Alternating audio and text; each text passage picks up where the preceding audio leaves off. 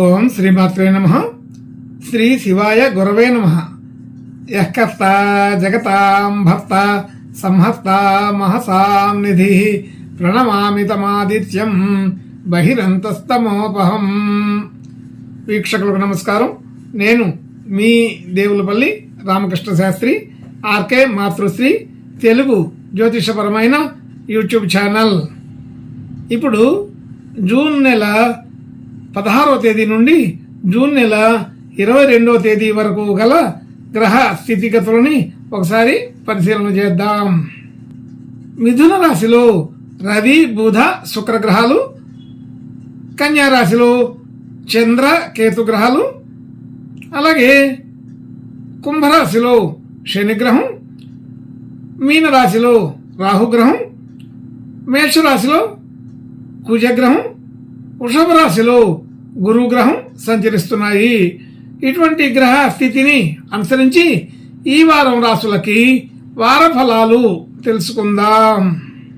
ఓం శ్రీమాత్రే నమః. ఇప్పుడు మిథున రాశి వారి గురించి తెలుసుకుందాం. మిథున రాశి వారికి రాశిలో రవి, బుధ, శుక్ర గ్రహాలు, అలాగే 4వ స్థానంలో చంద్ర, కేతు గ్రహాలు, 9వ స్థానంలో శనిగ్రహం, 10వ స్థానంలో రాహుగ్రహం, 11వ స్థానంలో కుజగ్రహం, 12వ స్థానంలో గురుగ్రహం సంచరిస్తున్నారు. ఇటువంటి గ్రహ సంచారం వలన ఈ వారం ఈ మిథున రాశి వారికి కొంత శుభ లక్షణాలు పెరిగి ఉన్నాయి. అయితే ఆలోచన తీరు, మాట తీరు అంతా కూడా కొంత గతంలో కంటే భిన్నంగా ఉంటుంది. మంచి ఆలోచనలు చేయగలుగుతారు, వాటిని చక్కగానే అమలు చేయగలుగుతారు. అన్ని రకాల విషయాల్లో సకాలంలో స్పందించగలుగుతారు. అలాగే ధన యోగాదులు కూడా బాగా ఉంటాయి. మంచి అనుకూలమైన స్థితిగతులే ఉంటాయి. మాట తీరు అంతా కూడా చక్కగా కుదురుతుంది. సరైన సమయంలో సరైన విధానంగానే మాట్లాడి మంచి స్పందన తెచ్చుకోగలుగుతారు. అలాగే కుటుంబ సభ్యులు, బంధుమిత్రులు అందరితో కూడా మంచి అనుకూల స్థితి ఏర్పడుతుంది. గృహ వాహన యోగాదులు అనుకూలపడుతున్నాయి. అంటే అటువంటి ప్రయత్నం చేసేవారికి ఈ వారం అనుకూల స్థితి ఉన్నదని చెప్పబడుతుంది.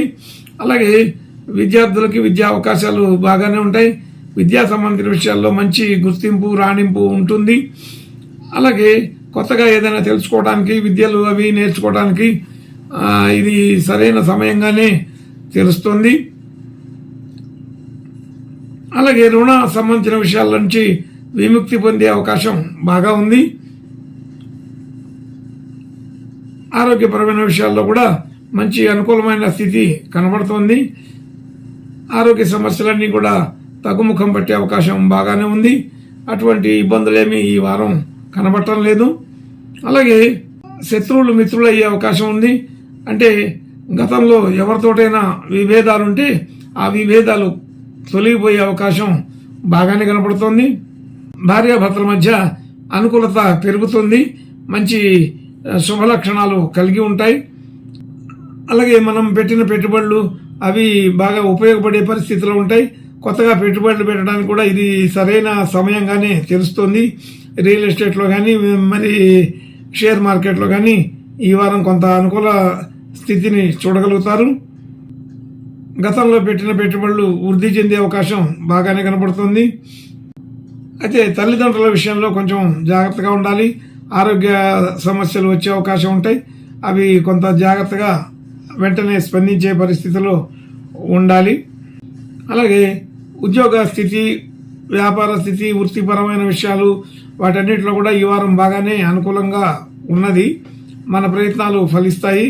మనం చేసిన పనికి మంచి గుర్తింపు, గౌరవం కలుగుతుంది. గతంలో మనల్ని తక్కువ చేసి మాట్లాడిన వాళ్ళు కూడా ఈ వారం విలువనిచ్చే అవకాశం బాగానే కనపడుతుంది. అయితే పని ఒత్తిడిగా ఉంటుంది. ఆ ఒత్తిడి వలన కొద్దిగా అలసట కనబడే అవకాశం ఉంటుంది. మానసికంగా మాత్రం ఒక సంతృప్తి కలిగినటువంటి పరిస్థితుల్ని చూడగలుగుతాం.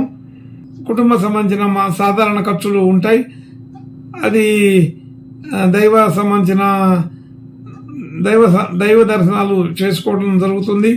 అలాగే దైవానికి సంబంధించిన విషయాల్లో కానీ మరి కుటుంబ సంబంధించిన విషయాల్లో కానీ సాధారణమైన ఖర్చులు జరుగుతూ ఉంటాయి. పెద్దగా ఇబ్బంది పడే అభ్యంతరం పెట్టే ఖర్చులు అయితే ఏమీ ఉండవు. అన్నీ అనుకూలంగానే జరిగిపోతూ ఉంటాయి.